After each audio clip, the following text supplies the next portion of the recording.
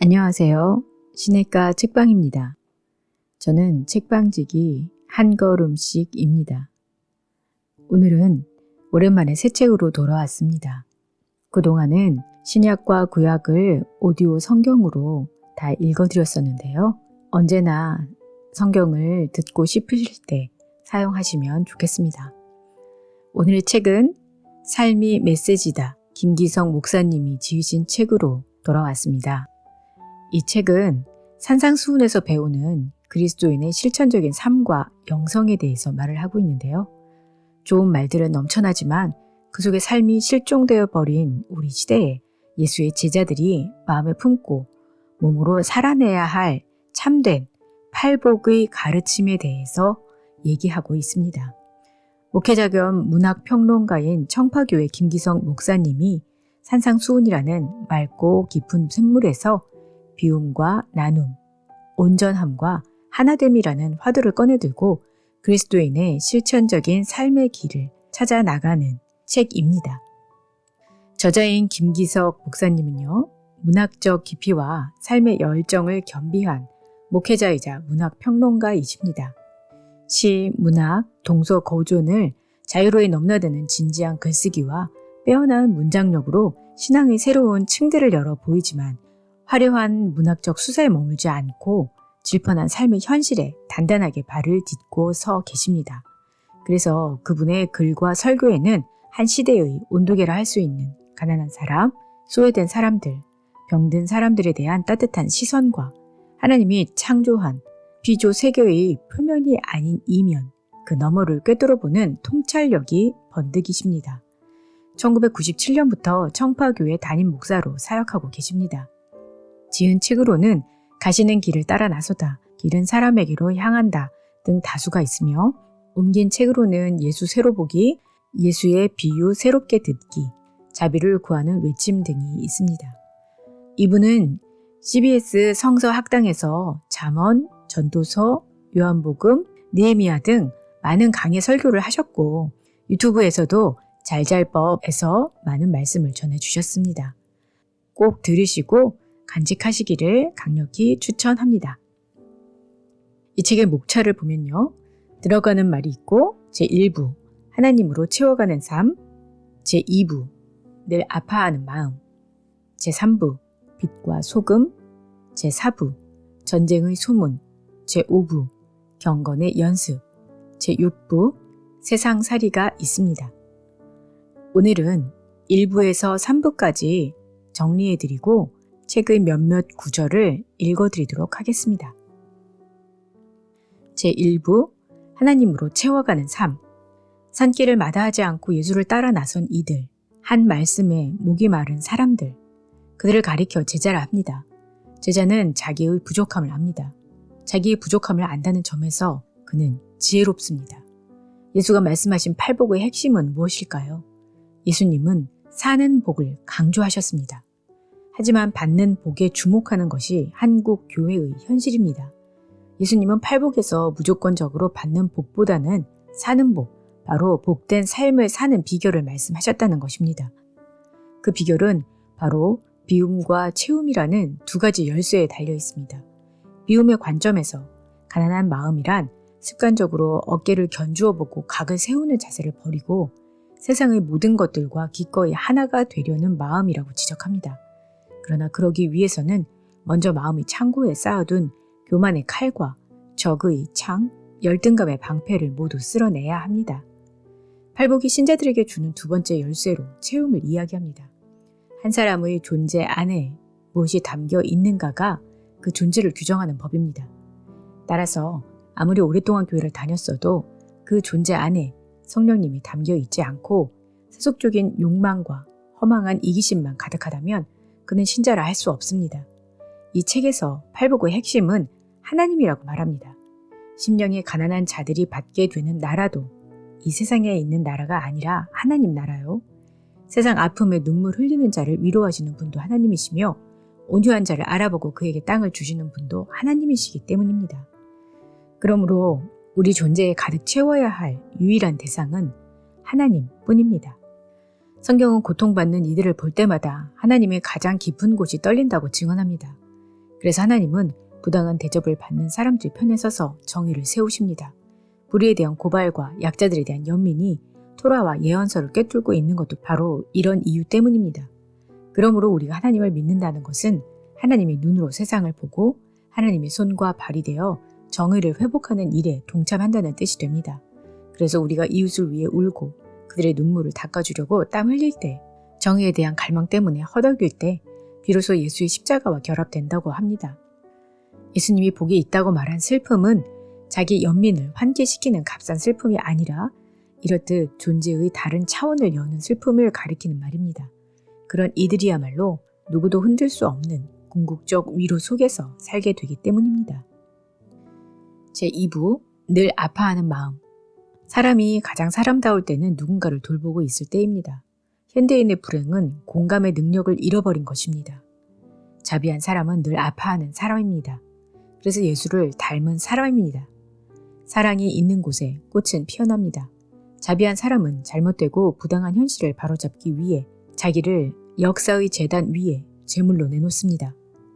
자비한 이들에게는 사람들 속에 피어나는 꽃을 보는 복과 피조물들의 신음이 찬미로 바뀌는 과정을 곁에서 보는 복과 자비한 마음으로 세상과 만나는 복도 받지만 더 큰 복은 하나님이 그들을 자비롭게 대하시는 복을 받습니다.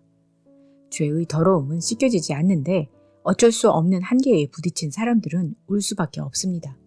그런데 그 눈물이 애태움이 인간을 정화합니다. 눈물은 무방비 상태를 드러냅니다. 눈물은 돌처럼 굳어진 마음을 녹여 부드럽게 만듭니다. 그런데 세상을 위해 흘린 예수의 눈물은 십자가에서 절정을 이룹니다. 인간의 무자비한 폭력성과 한없는 고귀함이 결합된 모순의 자리. 그곳에서 흘린 예수의 피는 하나님의 눈물입니다. 이 복잡한 세상에서 화평하는 자로 살아가려면 먼저 우리가 평화의 사람이 되어야 합니다. 마음속에, 관계 속에 그리스도를 모시는 것이야말로 평화의 시작입니다. 그리스도를 모신 사람은 어느 누구도 함부로 대하지 않습니다. 평화를 이루는 사람은 우선 밥을 나누어 먹을 줄 아는 사람입니다.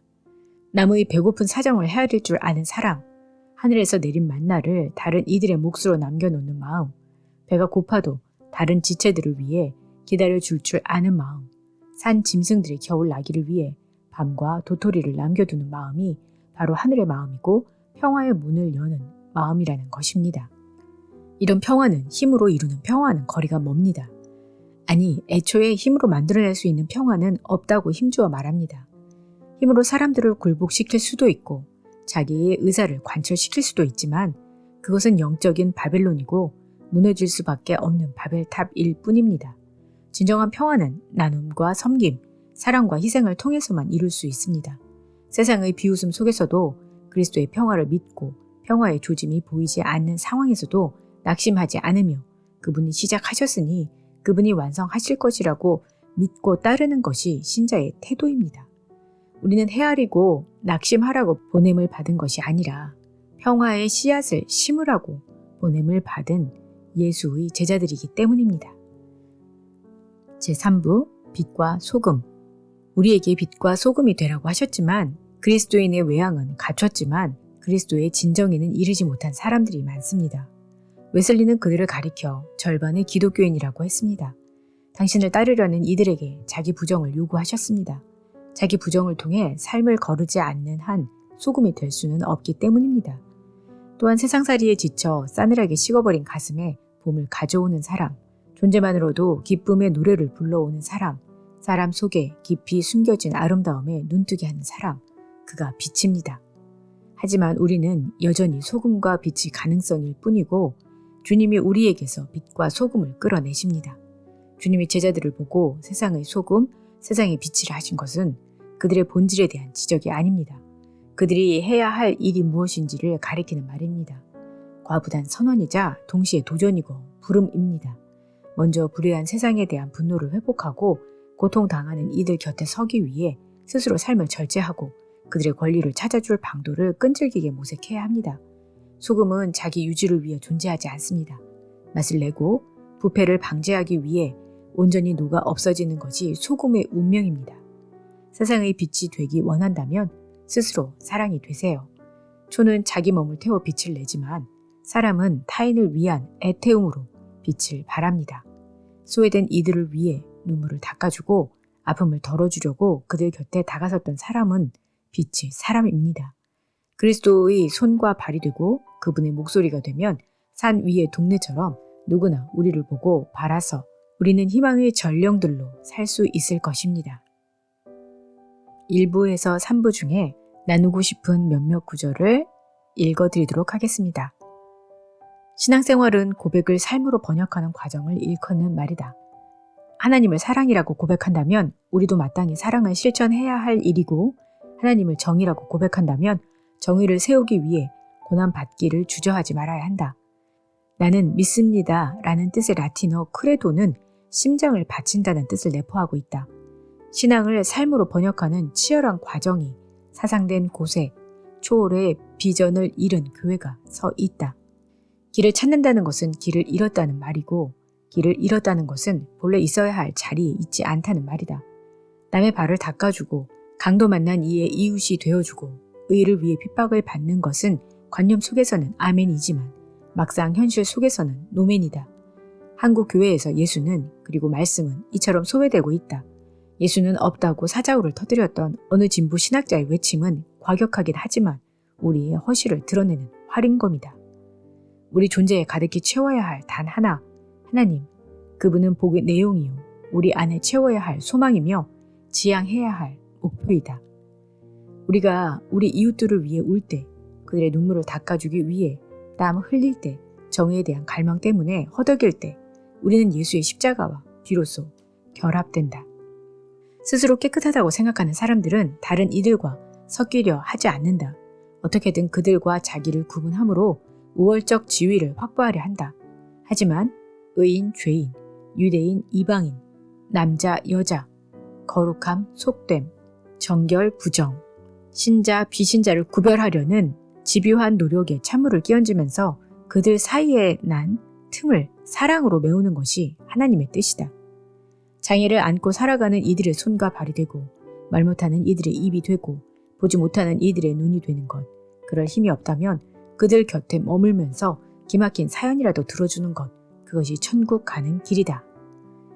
물리적인 폭력뿐만 아니라 자기가 가진 지위, 지식, 경험, 종교를 가지고 자기의 의사를 타인에게 강제하는 일체의 행동은 모두 다 폭력이다. 성경이 말하는 옳은 사람, 즉 의인은 항상 마주 서 있는 사람이다. 신 앞에, 그리고 이웃 곁에, 그리고 그 속에 의인은 마땅히 있어야 할 조화와 질서를 지키기 위해 애쓰며 살아간다. 옳은 사람은 신적 코스모스를 깨뜨리는 현실에 대해 아니라고 말한다. 하지만 그는 그보다 먼저 자기 자신을 향해 아니라고 말한다. 자비한 사람은 결코 사랑한다고 말하면서 다른 이들의 목을 조르지 않는다. 세상에는 자기의 생각으로, 권위로, 삶의 방식으로, 종교적 신념으로 다른 이의 목을 조르는 이들이 참 많다. 혹시 나도 그 중의 하나가 아닐까 돌아볼 일이다. 우리가 누군가를 위해 한 좋은 일은 하나님께 드리는 소중한 예물이다. 세상은 안녕하신가? 그렇지 않다. 일부 과격한 테러리스트들 때문인가? 아니다. 밥이 고루 나누어지지 않기 때문이다. 누군가의 말처럼 평화에 이르는 길은 없다. 평화가 곧 길이다. 소금은 늘 같은 소금이지 경우에 따라 짠맛을 내지 않는다. 빛은 언제나 빛이지 사람을 가려 비추지 않는다. 성소의 아름다움은 대리석 포석이나 장식물에 달린 것이 아니라 성소 주변에 주거지 없는 가족이 단 한 가족도 없다는 사실에 달려 있다는 것을 사람들은 언제쯤 깨닫게 될까? 교회는 이제 세상을 닮고 있다. 아니, 교회가 먼저 변했고 세상이 교회를 닮았다고 해야겠다. 우리가 비치기를 포기했기에 세상은 아직 어둡고, 우리가 소금이기를 주저했기에 세상에 불의가 가득하다. 가르친다는 말과 간다는 말은 같은 뿌리에서 나왔다 한다.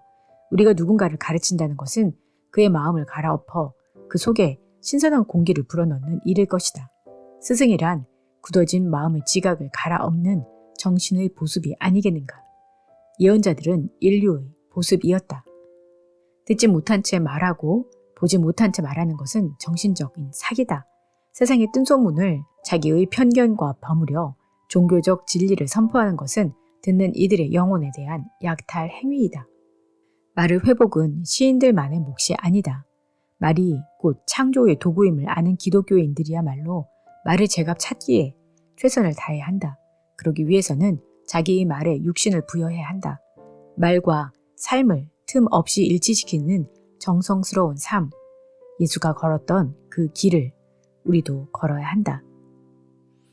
네, 오늘은 김기성 목사님의 삶이 메시지다 중에서 1부에서 3부까지 정리해드렸고 책의 몇몇 구절을 읽어드렸습니다. 다음 시간에는 이 책을 마지막 시간으로 4부에서 6부까지 정리해드리고 책의 몇몇 구절을 읽어드리도록 하겠습니다. 그럼 다음 시간에 뵐게요. 안녕히 계세요.